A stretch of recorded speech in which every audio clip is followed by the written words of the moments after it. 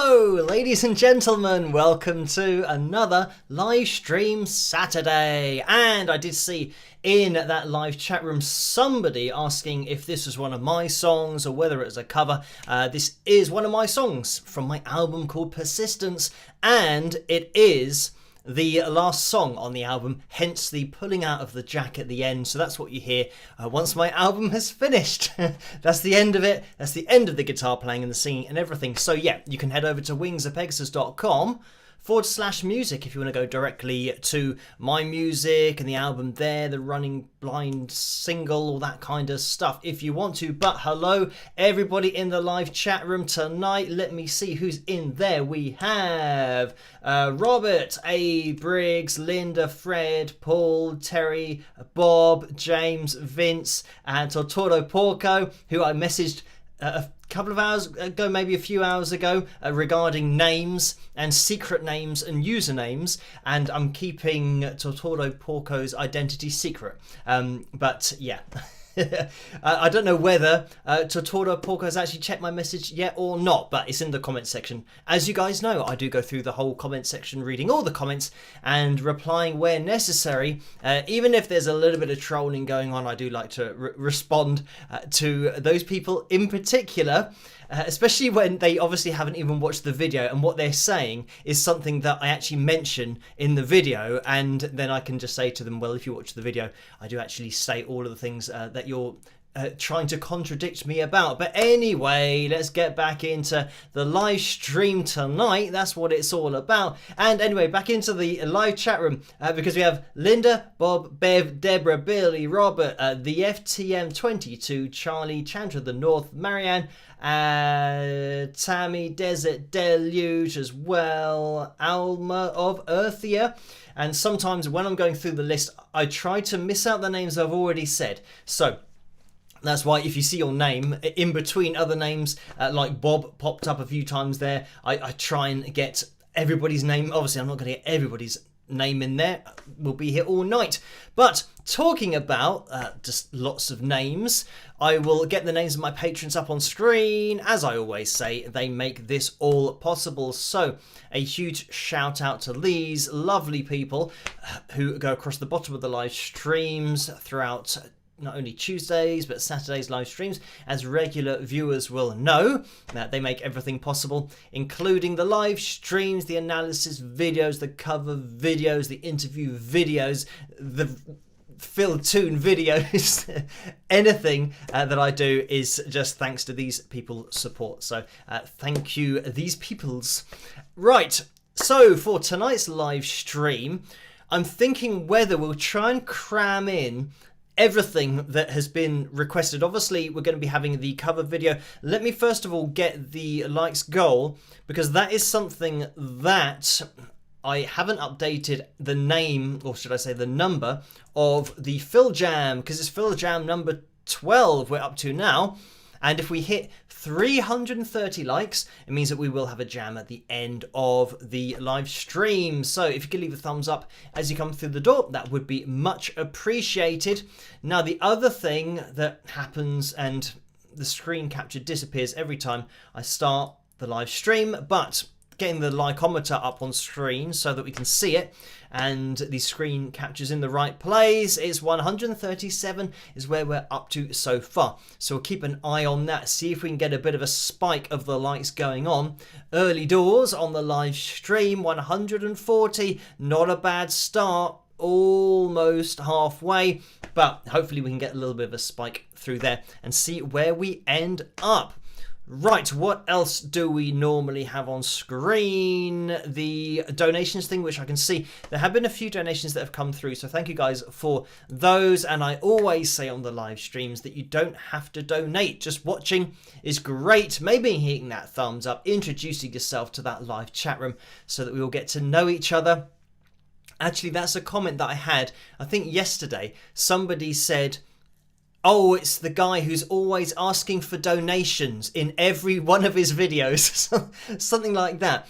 And some people commented underneath saying, you obviously don't watch the channel. If anything, I say during the live streams, you don't have to donate. Just watching is great. And thank you guys for just giving me that support by watching and hitting the thumbs up and just giving your time to me in that way that you watch the videos. And I'm glad that you do enjoy the videos, so thank you for subscribing as well, hitting that notification bell, all of that cool stuff. It really does help the videos to get out there. So as I always say, you don't have to donate, but I know there are some people that can't resist. So for that reason, I do put up on screen the percentage splits, because I think it's very important, if people can't resist, at least they know exactly what's going on with the percentages and where their money's going. So between 35 and 45% goes to YouTube through the super chat window, and between 3 and 5% goes to PayPal through the PayPal link in the description below. If that's the way, or if that's the way that you can't resist doing it, then at least you've got that option. But anyway, let's get back to this live stream, because I was about to say that we're going to try and fit in as much as possible. Obviously, we've got the vote for the cover video later on, and it's between Lay It on the Line and Don't Stop Believing. Looks like 50% for Lay It on the Line, so it's going to be very close. That'll be 50 point something and 49 point something for Don't Stop Believing. So have your vote for that particular cover video, and we'll take a look at it a little bit later on. Whichever one wins, of course, it's me doing those songs, my version of those songs. So yes, we will jump into that a lot later on, probably in about half an hour, something like that. So when I say about trying to squeeze in as much as we can to the live stream, I'm thinking maybe like a riff of the week, maybe the fill tune. What I thought about the fill tune, I know that last time the fireworks one, which is the newest one, got requested, and I didn't have it on my software, but then I thought, just before I started tonight's live stream, that I could do a screen capture of my screen watching YouTube, watching the video, and maybe that'll work, maybe it won't work, but that's my plan. So anyway, we can have a look at that fill tune. We can also have a look at the cover video, and if we do hit the likes goal, then we'll have the fill jam at the end of the live stream. So we will see where we end up with that, and if we can cram everything in, then we will do. But getting into those donations just quickly, in the super chat window, Orlando donated $2. Thank you for that. And the message is, hit the like button, y'all. So great idea there. And Orlando donated again $2 and says, happy birthday to Maria Day. So thank you for that, and a big happy birthday to Maria. And this is something that I'm sure everybody in the live chat room wishes Maria a happy birthday and have a great day. Everybody in the live chat room say happy birthday, Maria. So go, you people in the live chat room, and yes, have a great day. And yeah, Orlando's put lots of pictures in there, and we've got some birthday cake, which obviously is a given. Maybe not cookie cake, that's my preference, as you guys know. But yeah, have a fantastic day, Maria. Guitar Tim has donated $10 as well. Thank you for that, Tim. And it is a straight up donation. And Orlando has donated $2 again. Thank you for that, Orlando. The message is your t-shirt modeled after The Matrix? So yes, indeed, this is an official The Matrix t-shirt, because I am a big fan of the Matrix movies. Interestingly, or maybe not that interestingly, but anyway, when the movies first came out, I totally missed them all at the cinema. I didn't even really know what it was about, and I had friends who had seen it, but the whole Matrix series of movies really flew under my radar until I watched it probably on DVD, and then I realized, oh wow, this is my kind of movie. You know, I was taken aback by how much I liked the movie, but then also how I missed it at the cinema, and I'm kind of annoyed that I missed seeing that at the cinema, because I just had to watch it on a small screen. So anyway, yeah, I've watched them multiple times since, and I'm talking about not only the 3, but the most recent one as well. So yeah, I think it's something that appeals to my I don't know, not appreciation, but love of technology, and maybe, you know, thinking that we're in a world, but we're not actually in a world. We're plugged into something somewhere else, but we just take in the world that we're shown and kind of accept it. Is, to me, a very good story. I do enjoy it. And when you then relate it to computers and to kind of running a system, I like looking into it, or at least appreciating it on that level as well, because it's something that my dad saw The Matrix and he didn't know what the hell was going on. And I tried to explain to him, but then he kept on saying, well, so is this the real world or is this The Matrix? So I had to keep on trying to explain it, but I don't think he ever quite got it, and therefore never watched the second one or the third one. But yeah, I do enjoy those films a lot, hence the Matrix t-shirt. So there you go. Yes, and yeah, well spotted, Orlando.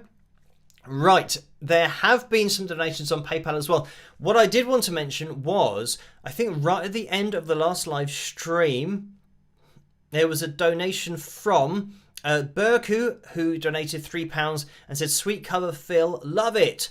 So thank you for that.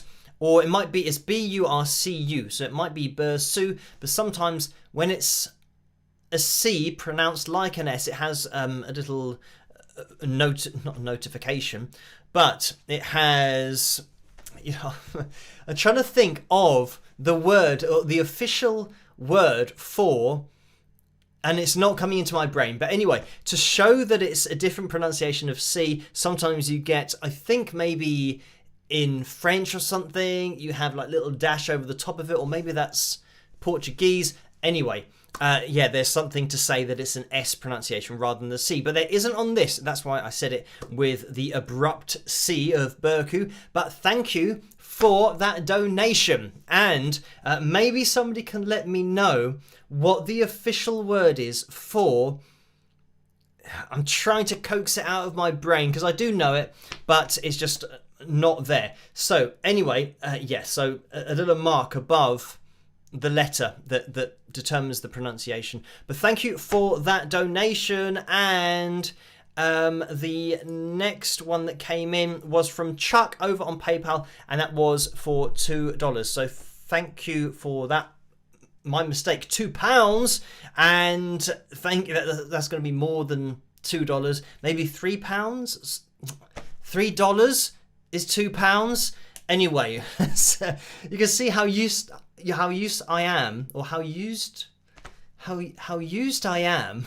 That just sounds really weird saying that. Anyway, I'm used to saying dollars so much that I sometimes don't even look down. I see the 2 and then assume it's a dollars sign, but it's not. It's a pound sign. Moving on. Thank you for that, Chuck. And the next donation came in from Nicole, and this is £10.64. And the message is, "Hello Phil, happy to participate. Bravo for your videos on the warning. It was a great passage in London, I suppose. Have a nice weekend, Phil." So thank you for that. And yes, I did a video last night. It's always difficult for me to get a handle on time in general as to what's happened when and which videos, even when I released something the night before. You know, even just a night time, because, you know, I go to bed quite late, even from, actually that was released at 45 minutes past 8, so I was a little bit late because I decided to put a graphic on the screen of like having a level meter so that you guys could see what I was talking about with playing live and volumes and all that kind of stuff. So I started talking about lots of technical stuff at the end. Hence, it made the editing a little bit more difficult than I was expecting in order to get that on screen and get the guitar moving up and down, all that kind of stuff. But anyway, it means that, yeah, when I release a video at about 8:45, I'm then generally up for 9, 10, 11, 12, 1, 2, 3, 4, 5... another 9 hours. So yeah, when I'm doing stuff throughout that 9 hours, obviously that almost seems like another day. So now when I get to today, it seems like it's almost 2 days ago that I did the video, but it wasn't. It was just last night. But thank you, Nicole, for that donation. And yeah, it's great to see the warning on Monday. And yeah, talk about the live performance, but also the technical size of live performances, because that's something that I'm interested in myself, having performed live for quite a lot of years. more years than probably I want to remember, because it makes me feel old. But this is the good thing about playing live a lot, is you do get a lot of experience and playing at different venues.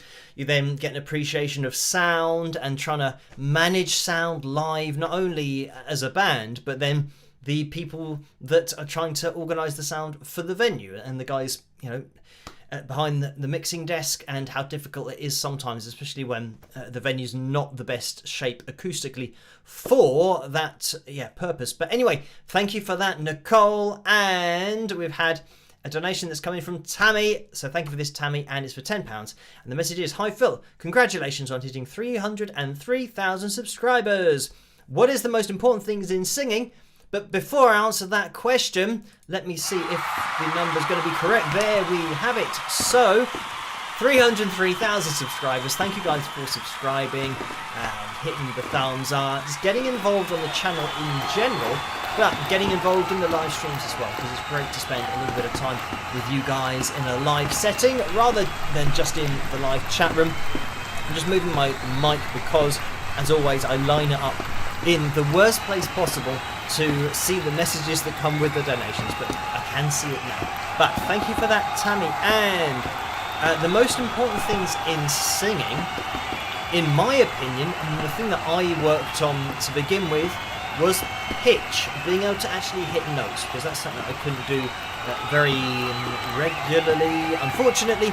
So it's just a case of me trying to get my vocal cords to get that muscle memory between notes and getting your intervals. So yeah, that's something that takes quite a lot of practice, and it is something that I think is probably underappreciated, especially with people who have a natural ability for singing and can just hit notes and replicate notes accurately. And there are some singers that can do that, but then if you can't do that, it takes just a lot of repetition to keep on hitting notes and just try to get as accurate as possible. And I would say, not that I had this technology, but I would say that having the vocal pitch monitor and the at least feedback of where the notes are, so you can sing a note and see how accurate you're being compared to the note that you're trying to hit, for example. I mean, that's a great tool to use. I didn't have that. I was just trying to use my ear to gauge how close I was. And I mean, a really important thing for me was recording my own voice, singing along with something. So then when you listen to it back, I mean, that's another thing, that you've got to try and be objective about your own voice and your own singing. Oh, let me get rid of this from the screen, which means everyone's going to start cheering again, but I'll stop them cheering. But yeah, anyway, I almost left it there for the whole live stream. But when you're working at your vocals, you have to be objective, because, I mean, there are so many people who might go on talent shows and they think they're really good at singing, but it's obvious that they have never recorded themselves, or maybe they have, but they're not listening to it objectively, as if they're listening to somebody else's voice, which is very difficult to do because it's your own voice. So this is the thing, that you've got to try and approach it as in listening to somebody else's voice and trying to gauge your accuracy pitch-wise for somebody else. And more often than not, if you can do that, you'll realise, oh, I'm not very accurate here, or I'm not liking my voice and hearing it back. And I think that's another huge part of it, that after a lot of practice, you'll get to the point where, to begin with, you'll hate the sound of your voice and you'll think, it's really bad, probably because you're not very accurate with hitting pitches and you don't have a lot of control over your voice. But then the more you practice, the more you get used to it, you start not liking your voice less, to a point where you think, oh, well, now it sounds all right. And I think if anybody gets to that point, then that's fine. As long as you're producing something that you yourself thinks is all right, then that's, I think, the best judge of it, because then you're not going to be kind of beating yourself up about it, after hearing yourself sing. I mean, there'll be vocal performances and times where you think, oh, I would have liked to have done that again, or re-record this, re-record that. But that's just music, and especially live, then that's what playing live's all about, that you're never always going to be just bang on the notes, and you shouldn't really be bang on the notes all the time when you're talking about, you know, hitting 440 hertz tuning, equal temperament. You don't want to be hitting those lines all the time because it will sound mechanical. So yeah, you just got to try and be as accurate as possible, but still don't worry about being super accurate, because you want to have a little bit of emotion in your voice if at all possible. So yeah, that's what I'd say. Pitch is the most important thing, and once you've worked at that, I'd say that every analysis video that we've looked at, every singer has had some kind of vibrato in their voice, whether it be really fast, whether it be slow, but it's always controlled. So that's the next thing. If you can just hit a note accurately and then apply vibrato, then I think that's a great tool to have, and something that you can then get notes to sing, because applying vibrato, you want to make sure that you can control it and make it even. And something that I didn't have, that I worked at quite a lot, and I'd still say that it's not my preference to go to stylistically, are kind of vocal runs and all that kind of stuff. If I'm doing a cover video, it means that obviously, you know, I'll need to sing it in a particular way to try and get it similar to the original vocalist.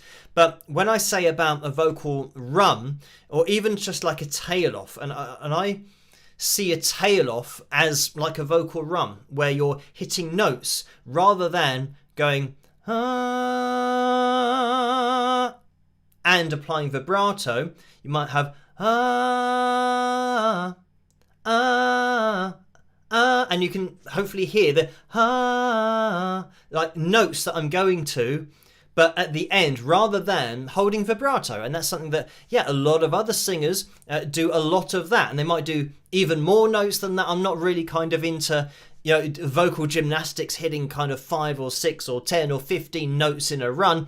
I like to try and sing, how I play guitar, which I generally use a lot of vibrato when I'm playing guitar, because I started out playing guitar and then learned to sing. So I see my voice vocally as the same voice that I would use on my guitar. So yeah, I don't tend to do kind of loads of super fast runs with my vocal cords, just singing and applying a bit of vibrato. That's what I aim for, and hitting pitches, just keeping control of it all. So yeah, that's just my preference. Actually, thinking about it, Phil Collins was one of those guys who, when I was listening to his voice recently, I then realised, oh yeah, when he finishes his vocal phrases, he very rarely holds a line with vibrato. He always does a little tail off of a couple of notes or a few notes, and it's just something that, I don't know, I noticed while I was listening to him.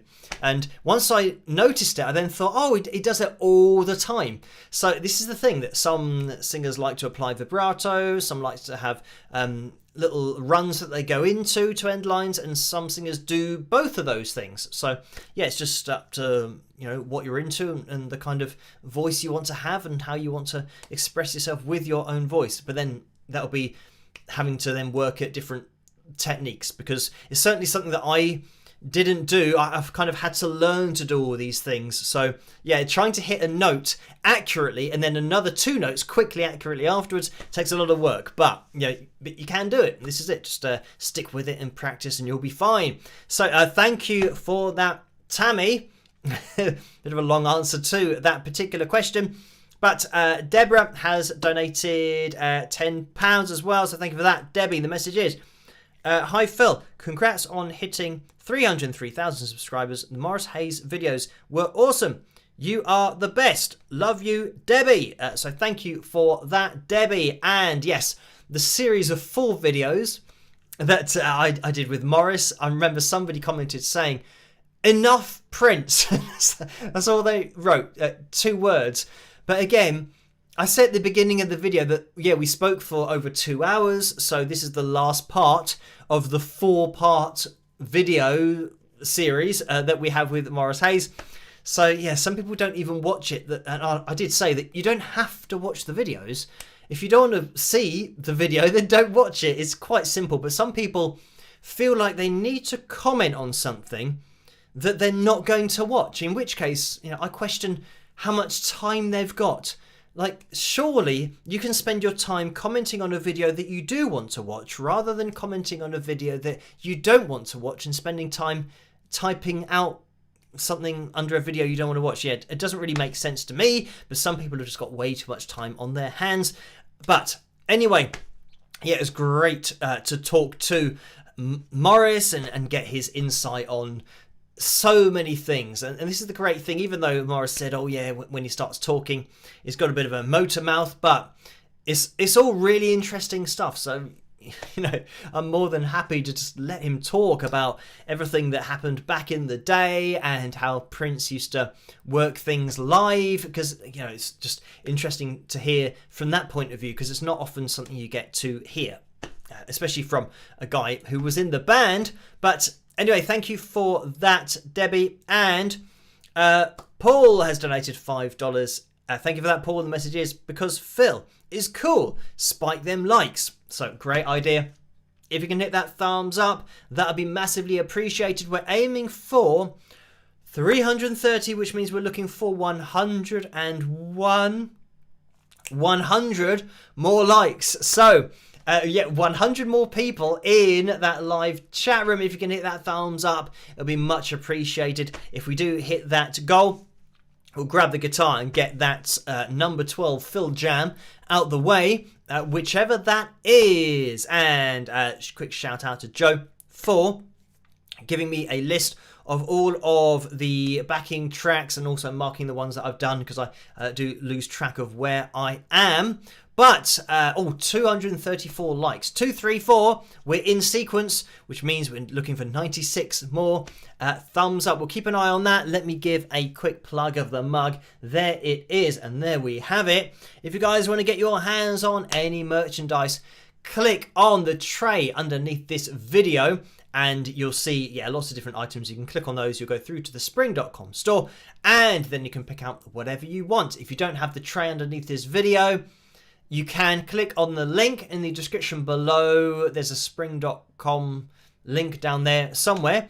So yeah, you can click on that and that'll take you through to the spring.com store. Now, what I might have a look at, I wonder if during a live stream, I can actually click on this and edit things. Oh, I think I can edit things in the description if I wanted to. I don't know, I was just thinking whether I could do that or not, but I managed to just do that now, so it is possible. That's something that I can keep in mind for the future, just in case I need to change anything. And just quickly, as I was looking through the description, the live stream guidelines are in there. So the live streams are moderated independently, so the moderators don't get involved with the live streams anymore. It's just something that they do, and they're anonymous. So the people doing it are nothing to do with the channel. They're just watching the live chat room and following the live stream guidelines. So make sure that you are following those guidelines. I mean, it's all pretty self-explanatory, but you can have a read through in the description below. And yeah, that's how we do things now. And it's just something that I had to change in order to keep the live streams going, because the way that it was being organized before, it just made it unmanageable for me, and it would have meant that I had to stop live streaming, whereas I didn't want to do that, so I had to make some changes. But thankfully we're still here, we're still live streaming, and just having things moderated independently and anonymously, I think is just probably a better way to go about it, and is a lot more manageable. But thank you for the donation from Bren, who has donated $1.99, and that is a straight up donation. It says message retracted, but I didn't see what that was in the first place, but thank you for that donation. Nalita has just donated $10 as well, so thank you for that, Nalita. And the message is, hi Phil, congrats on all the new subscribers. Question, do you know if Martin has his guitars special made or speckle made? I don't know. I'm trying to see his guitar in my mind's eye and I'm not sure. I mean, I would say that to me, as I can see it now in my head, it kind of looks like He kind of looks like a Martin, but I'm not sure. Don't quote me on that. It's probably not a Martin. But I would say that, I mean, the way that he plays, obviously, because there's so much tapping in there, you want to have a low action, but whether he actually gets the guitars made specifically, I'm not sure. It looks like, and I'm saying, I'm kind of going from seeing him in my mind's eye playing his guitar, it looks like it isn't a specially made guitar, but it might be the case now that he does. I'm sure that when he first started out, he wouldn't have been making his own guitars. He was just using standard acoustic guitars. So yeah, it might be the case that now he's maybe lowering the action a little bit more. But even still, it's that fine balance between lowering the action so that all of your tapping is nice and clear and that you don't have to tap as hard onto the fretboard, but then also to get the notes to ring out if you are playing chord shapes, which is, you know, a necessity in order to play chord shapes and then hammer on with the right hand with chord shapes higher up the fretboard. You still want that all to ring out, the original chord shape as well. So you don't want to be getting fret buzz by having such a low action that it affects your chord shapes. So yeah, to me, I don't think so. Obviously I would have to check because I don't know that for a fact, but I would say that it looks like, or at least from what I've seen him playing, it doesn't look like he's got his own specific guitar that has been specially made, especially not when he first started, but maybe now. I'm not sure because he's very well known now and he might get them specially made. But I think for what he does, you can just do it on a standard acoustic guitar. The action's got to be favourable, of course, but for the way that he does kind of smack that right hand onto the fretboard, he will be getting a good sound out of that anyway. So thank you for that, Nalita. And Brian has donated €5 and says, are there any styles you've never played, e.g. shoegaze or drone rock? So thank you for that, Brian. And I don't really consider myself playing any style. I just kind of listen to a backing track or play along with what I would be singing. And I mean, that's the way that I approached learning to play the guitar, is that anything that came on, my dad's kind of record collection that I'd listen through, trying to work out what was going on. I mean, it is kind of, hard rock, classic rock, Motown, soul. There's so many different genres, but when I'm talking about different genres, when you take all of those sounds, like, the huge hits back in the day of Motown, which is, I would say, more of my mum's kind of thing, than my dad's. My dad kind of tended to be more into kind of the rock, classic rock, hard rock, your Jimi Hendrix, of course, blues, Gary Moore, all that kind of stuff. So I would just kind of try and play what I was singing in my head. I didn't have the ability to sing at that time, so I was just kind of trying to relay what I was hearing over the top of whatever song I was trying to play along with. So, I mean, like with the fill jams at the end of the live streams that we do, we just go into a random backing track, and whatever genre it is, and then I just try and play along and see what happens. So there's, in terms of kind of playing or practicing particular genres, I don't really do that. I'm into a particular style of music when I play my original music. It's hard rock. But when I was learning to play the guitar, I didn't sit down and said, right, let me now learn hard rock guitar. I was just playing the guitar, and I've never sat down and said, right, let me learn blues guitar, let me learn classic rock, let me learn jazz, all of these things. I think that if you have a decent knowledge of your guitar and you can sing through the guitar, whenever you hear a song, no matter what the genre is, you can pretty much sing along or come up with lines over the top if you've got the ability to sing, or just kind of imagine the notes in your head. If you can then take that ability and put it through an instrument, then it means that, no matter what the genre or style is, we've had reggae as well that I've kind of played along to. So, different styles that, I would have never played along to a reggae backing track other than in the fill jams, but you just kind of sing along with what you would do normally. if you just heard any backing, any chords, because it's just music. Music doesn't really... People separate music up into genres, but that's after the fact of having... The music is the entity, that's the thing that exists. You can't really organise music, and that's why sometimes with bands, people say, oh, are they this genre, are they that genre? They're not any genre, they're just that sound.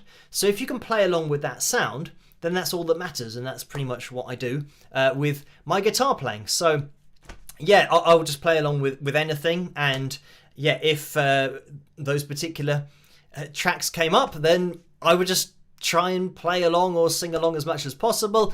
The difficult thing is when you have particular backing tracks that are all about subconscious muscle memory, where you have to know the chord shapes. Like in jazz, there's often a lot of chord shapes that change quickly, and there are particular progressions that a lot of jazz players know. So it means that before you even start playing, you already know where you're going to go. Whereas that doesn't really do a lot for me. I like to just make it up as I go along and react with the music as it's happening, rather than knowing the next 7 or 8 chords that are going to change and going into an arpeggio of the next chord, knowing the change is happening, because then I know that I haven't created that. I know where the chord is in the arpeggio. It's just the notes from the chord.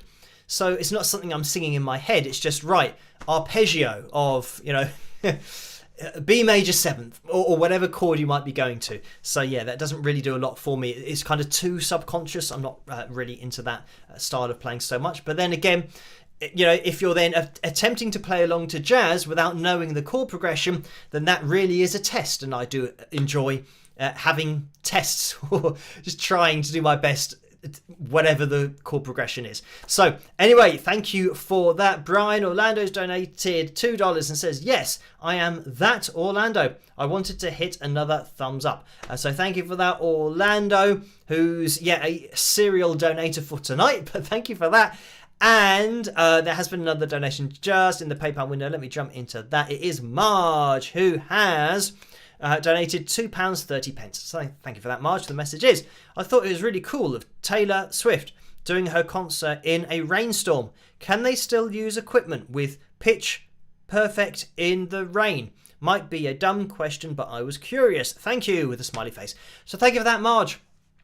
I haven't played in the rain, so I can't comment, but I did talk with Morris about his performance with Prince at the Super Bowl, where it absolutely chucked it down, during the whole performance. But it was one of those spectacles when Prince was playing Purple Rain. It was just like a perfect fit. But I mean, there are a lot of considerations for playing in the rain, and I mean, when you play at gigs and sometimes in the summer, especially if you're indoors and there's a lot of lighting, sometimes you might be on quite a small stage. So it means that I can remember sometimes, especially at one venue, there was a light that was literally about a metre or less from my face. So you felt the heat, and I felt the heat of that light, because it wasn't like LED. It was, old school, back in the day, where you used bulbs and they got very hot. So it was like having a heater next to me on stage, and it was in summer, and it was inside, and there's no air conditioning. So when you're playing in those kind of situations, you get really hot. It's like you're literally doing a workout or at the gym. So it means that you are sweating a lot. So it means that your guitar, unfortunately, gets very wet by the end, just from the sweat that's dripping, especially when you've got long hair like me. It means it's like wearing a hat, so it makes you even hotter. And you get kind of sweat dripping off your hair and going all over your fretboard. So, I mean, that's something else to practice, playing on a wet fretboard.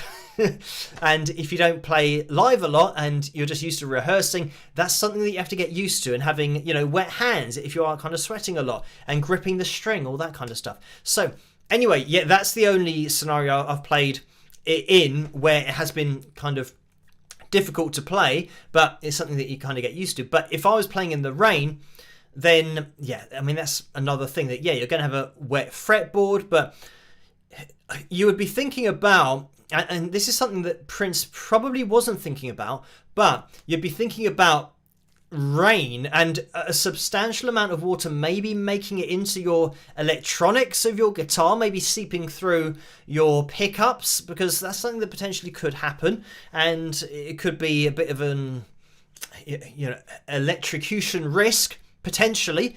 So yeah, that's another thing, that you don't set up your gear to play in the rain. So you've just got to kind of hope that it all works, and that, the circuit breakers and all that kind of stuff do work, and that if there is a spark, that it all disconnects and the plugs do their job and all that kind of stuff. So playing in a rainstorm is something that I think nowadays probably the technology and the safety side of things is a little bit more up to date, and they've probably taken a few more steps to make it safe in case it does rain if you're playing at an outdoors event. But yeah, keeping your instruments in tune, I haven't found that, with kind of sweating on your guitar, all that kind of stuff, it doesn't really make too much of a difference. The thing that will make the difference is if you are playing, or even doing a sound check early afternoon in the venue where it's not as hot as it's then going to get when the doors are then closed and you've got the crowd in there and all the lights are on stage. So the guitars are going to change tuning because of the expansion of the wood. As it gets warmer, the wood will slightly expand, which means that your guitar is changing its tuning because of the change in tension on the strings. So that is something that you do have to, and that happens a lot, especially when you're talking about countries where the weather isn't that consistent.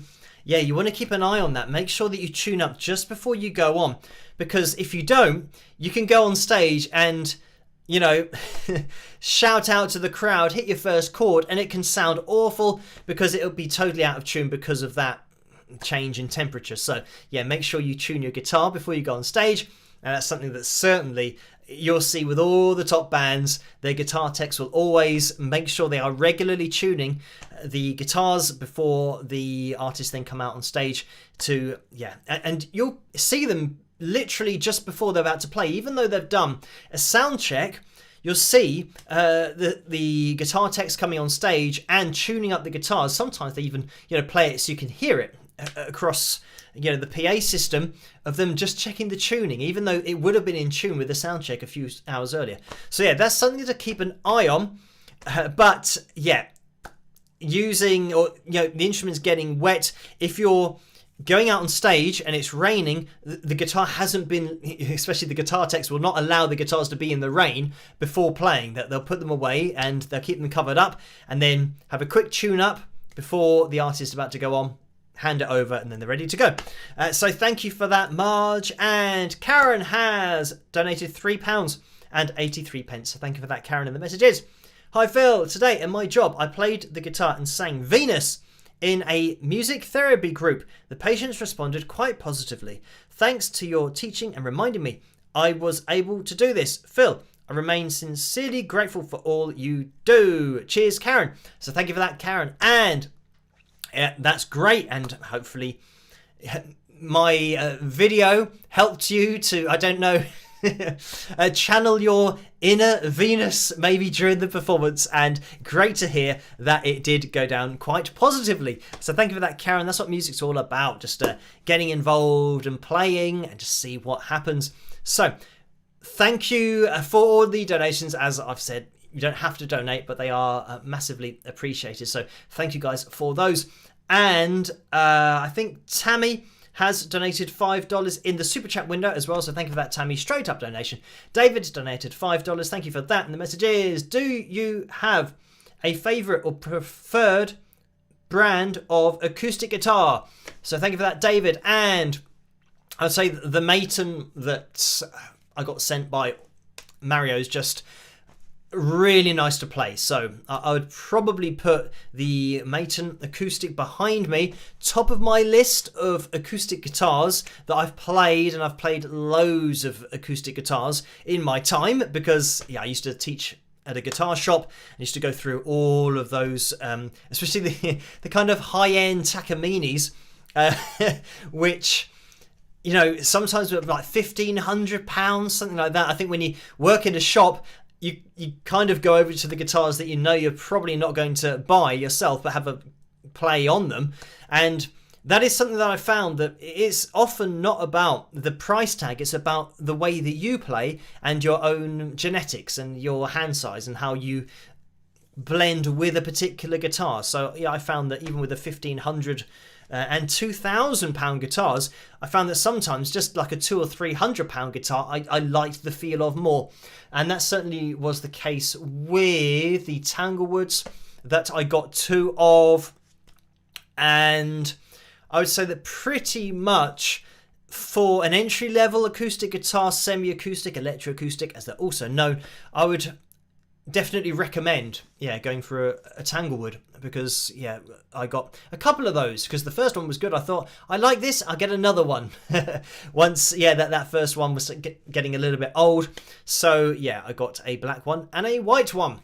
And yeah, but I'd have to put definitely the Maton kind of above that as playability, and just, it is more playable. Obviously, it's, you know, a lot more money, but for my genetics as well, it just is something that blends quite nicely. So that's what I would go for, Maton, and then oh no, not Takamine, Tanglewood. And yeah, maybe after that, I'm not sure. But I don't play a lot of acoustic guitar. It was generally just for any kind of cover videos. And then my teaching, if I was teaching, you know, fingerstyle or, you know, a different artist, that somebody might come in and say, right, I want to learn to play this James Taylor tune or something, then obviously we'd get the guitar out, or any Simon and Garfunkel maybe. You know, fingerstyle on the right hand, I still had to kind of learn how to do that. So that's what I would be playing on the acoustic guitar. But it is important actually when you're teaching guitar to have an acoustic that is easy to play, because if you are teaching a lot of students acoustic guitar one after the next, it is quite heavy going on the fingers, especially yeah, if you're doing multiple hours. And I used to teach for 12 or 13 hours on a Sunday when I was working on behalf of the shop, so generally you're not going to be playing for that long live. So if you're doing multiple hours on acoustic guitar, you want to make sure that it is easy to play, otherwise you're going to have very sensitive fingers after a few days of doing that. Anyway, thank you for that, David.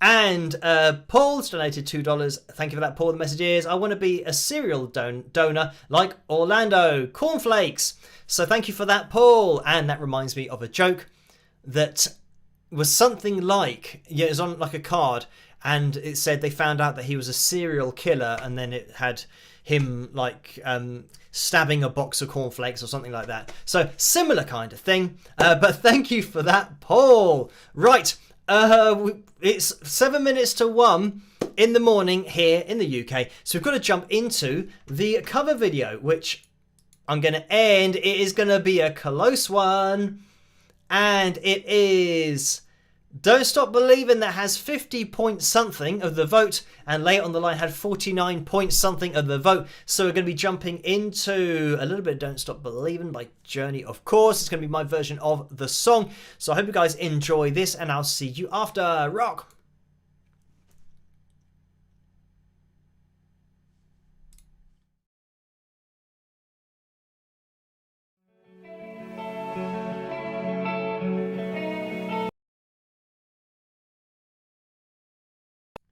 And I've interrupted that because I clicked on the wrong button. So that was Lay It on the Line. That's not the one that won, but it was very close. So we're going to jump into the correct video now. And thankfully it did stop. We didn't have to sit through the whole thing.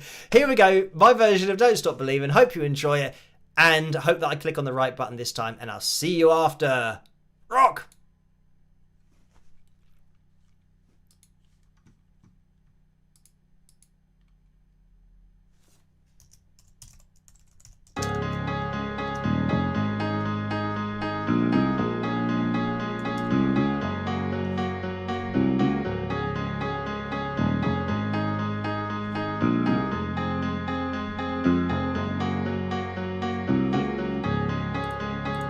Small town girl living in a lonely world. She took the midnight train going anywhere. Just a city boy, born and raised in South Detroit. He took the midnight train going anywhere.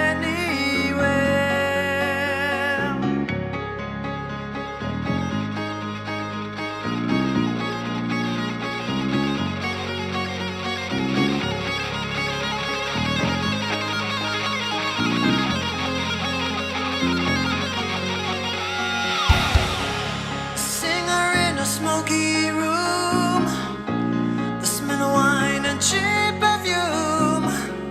For a smile they can share the night. It goes on and on and on and on. Strangers waiting up and down the boulevard. There's shadows searching in the night.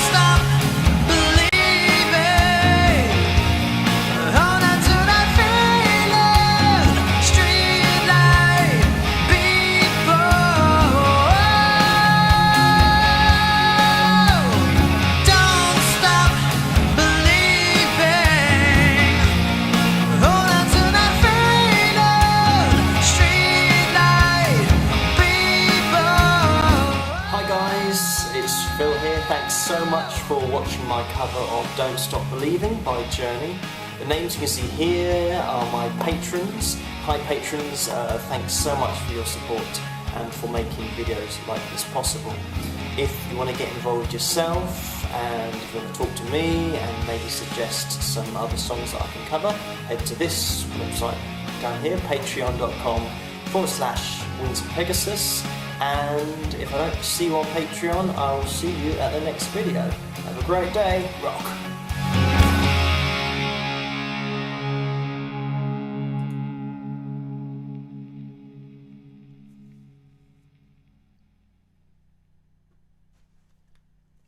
And there we have it. That was my version of Don't Stop Believing.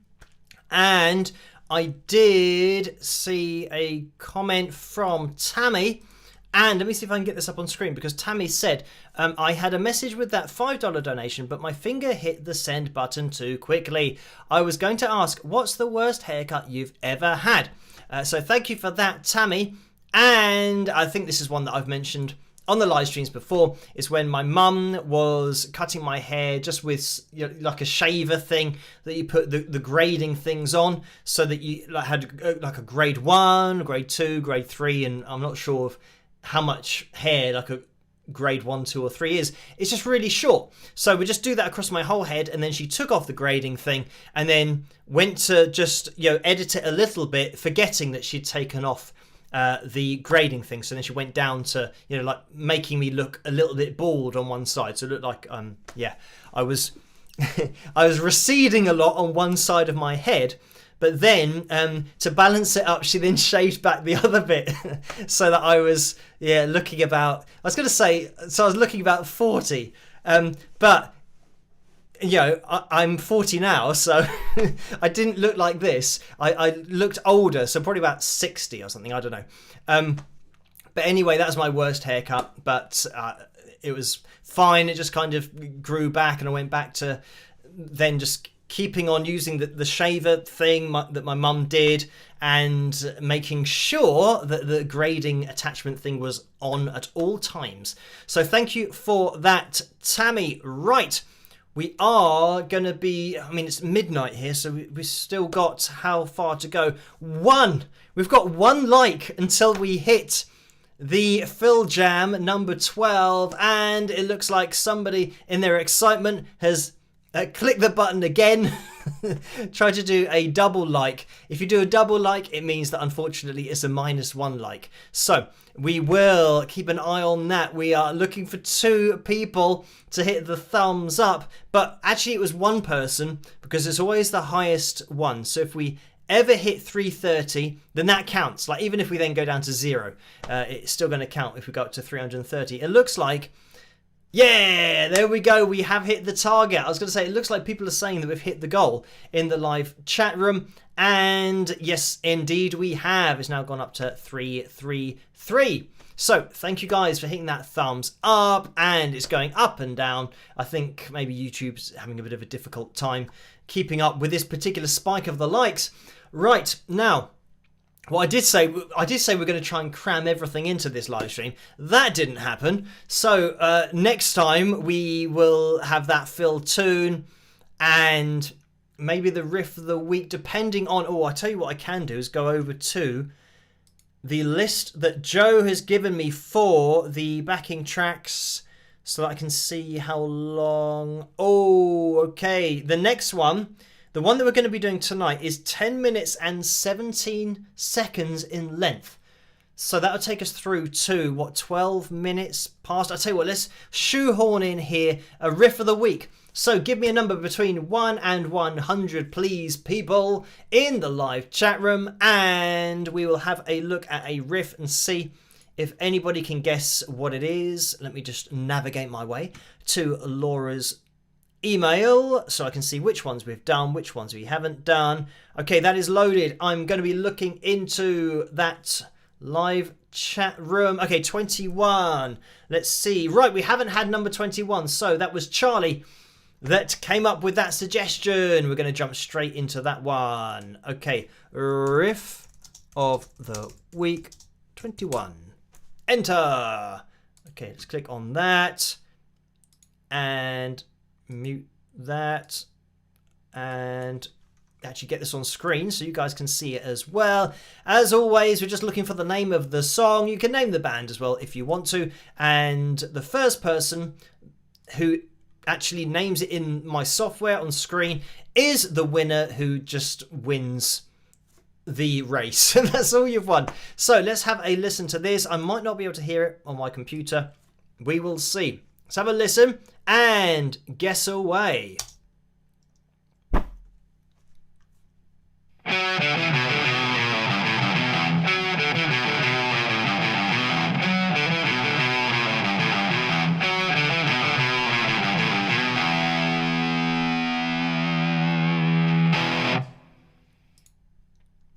And there we have it. So this is going to be interesting because I'm trying to think of what it could have been with looking at my hand, because as I said, I sometimes don't hear the riffs as they come out. So in that particular case, I'm going to have to maybe look at the comments that come through and try and guess as to which riff that might have been. So I think Karen says love in an elevator, and that's what I initially thought it looked like I was playing, but I wasn't sure. So the fact that I'm going to need confirmation from somebody that it was indeed Love in an Elevator by Aerosmith. It might be another one. So people can let me know in the live chat room. Let me get this off the screen.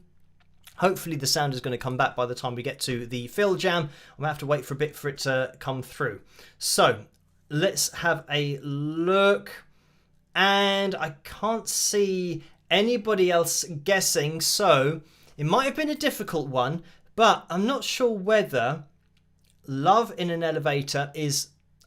I would think that some people would get that, maybe more people would get that than I assume they would. I'm not sure. But what I'll have to do, I suppose we can leave this open for people watching on catch-up in the future. If indeed you are watching this, because I read all of the comments, I can go through them and I can see and have a listen after this.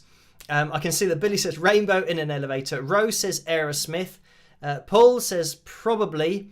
So yeah, if you're watching this on catch-up in the future, you can still hit that thumbs up. It really does help the channel to grow and for this live stream to get out there. But you can have a go at guessing this riff and then put it in the comments section of the live stream, and I'll read it later on when I'm going through all of the comments to see if it was indeed correct. But I will have a listen and clarify, and I'll let you guys know at the next live stream once I have heard it.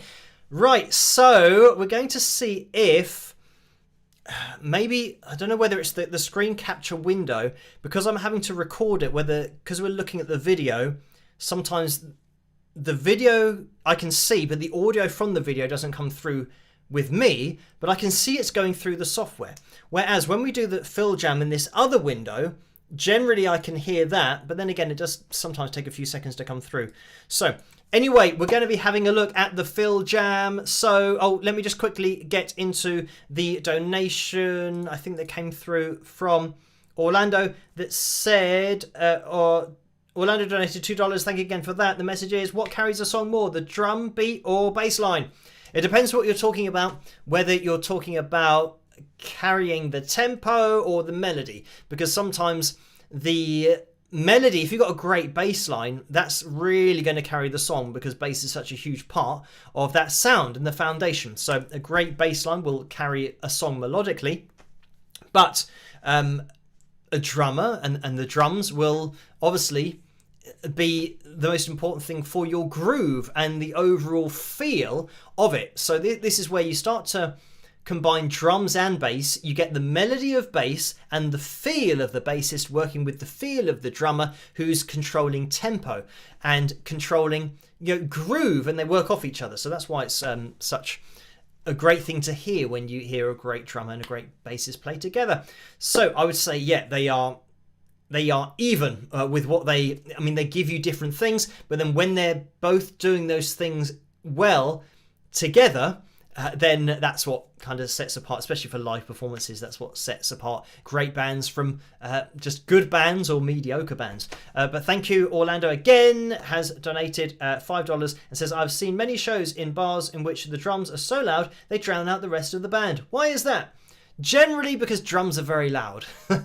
And especially when you're watching pub bands, buying an amp that's big enough to, or at least has a wattage that can fill in a venue is very difficult, especially if you've got lots of people in the venue. They absorb sound, which is something that I said in the last video that I did on the warning, that you lose a lot of volume and top end, especially from guitars, in the crowd.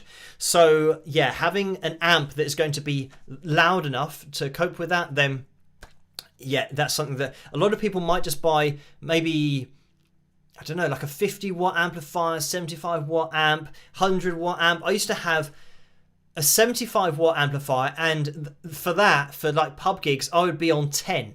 I needed 11, so that's why I then got the 150 watt, the HD 150, line 6, Spider 3. So then I had double the amount of volume that I would have needed in kind of smaller venues, and then for kind of medium venues it was still okay, and then for huge venues, like, that's when you're amplifier is mic'd up, so the volume isn't as important because it's coming out of the speakers of the PA and not actually coming out that loud out of your amp. But anyway, let's get back into the Fill Jam for tonight. And let me grab this. I do have access to wah-wah for tonight. Whether it's going to be relevant or not, I don't know. But we will be getting wah-wah'd.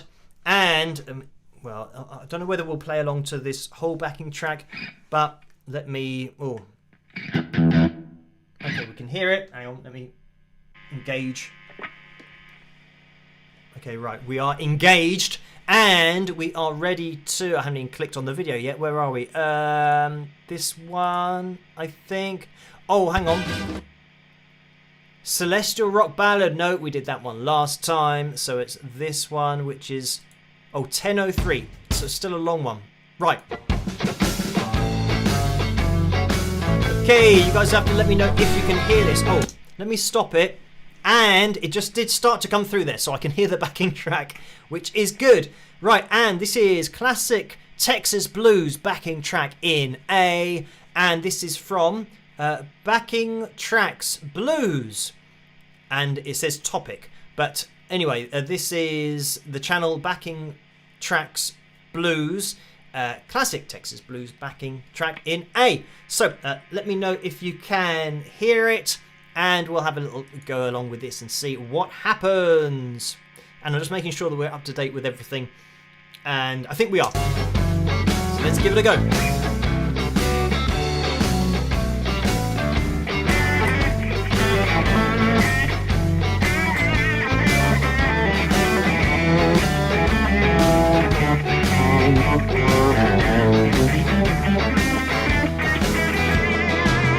Let me know if you can hear that. That would be good.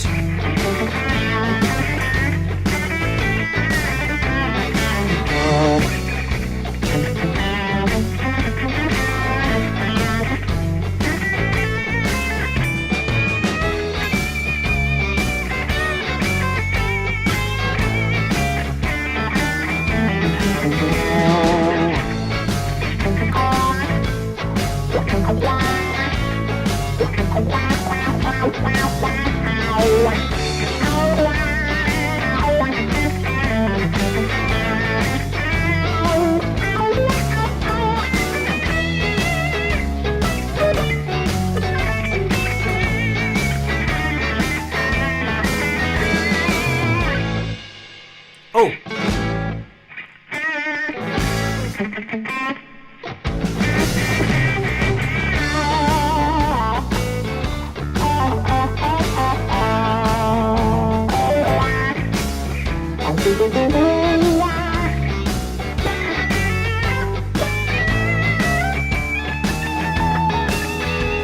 Okay, so it looks like turn the backing track down a bit, louder, backing track too high. Hang on, turn the backing track down. Oh, so backing track's too loud. Let's see.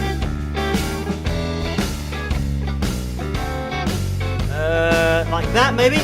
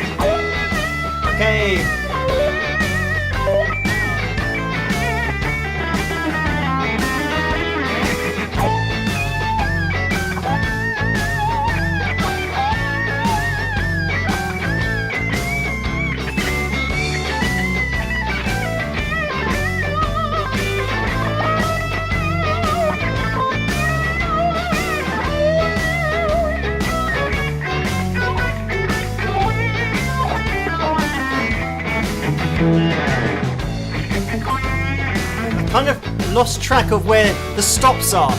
Because I want to kind of do something in between them, but we'll have to just busk it out.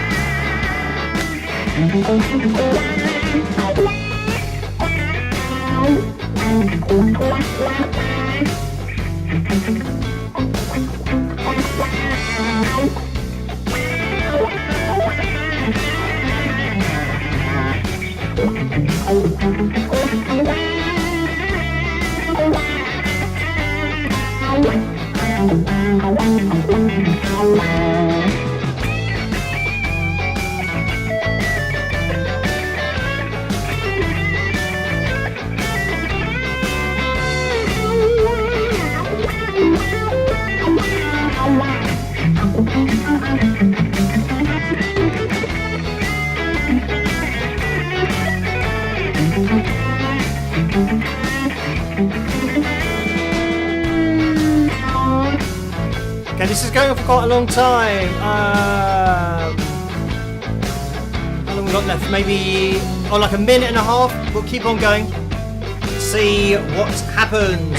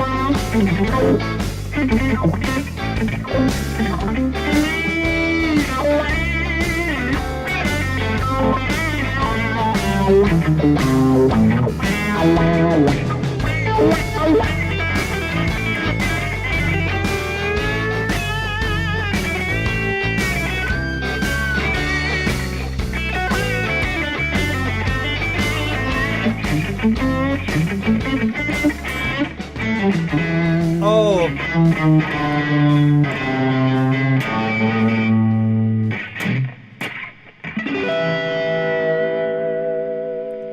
Okay, so that was, apparently that's the end of it. It's gonna be fading out to nothing. There we go. That was a cool one, actually. That was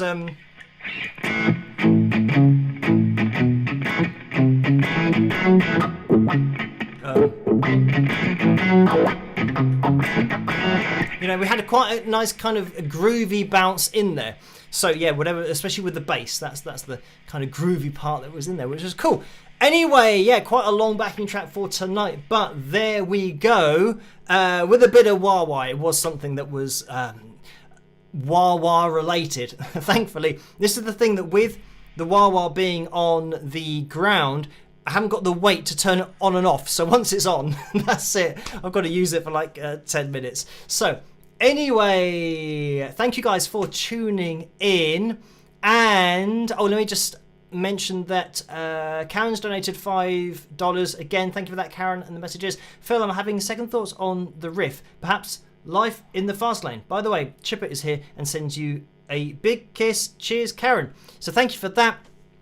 And I don't know what the riff was, so I'll have to check back because I couldn't hear the riff. That was the problem, which sometimes happens with the riff of the week because I take it from a different screen than the backing track and the fill jam, which is kind of over there, and the riff of the week thing is over here. So I don't know what it was, but I will have a listen to it and see, actually listening to it and figure out what it was. So thank you for that, and thank you guys for joining me tonight. Orlando's just donated $2 and says this was fun. Cheerio everyone. So thank you guys for joining me tonight. I'm going to be back with the video tomorrow night. We'll be live streaming again on Tuesday night, so if you're available on Tuesday night, it'll be good to see you then. Have, well, as I always say, stay as safe and as sane as possible in this crazy world in which we live in, but have a fantastic rest of your weekend. And I'll see you tomorrow night with an analysis video, and on Tuesday night, if you can make it, I'll be there at 11 PM Greenwich Mean Time on Tuesday night, same time, same place, and I'll see you guys then. Rock!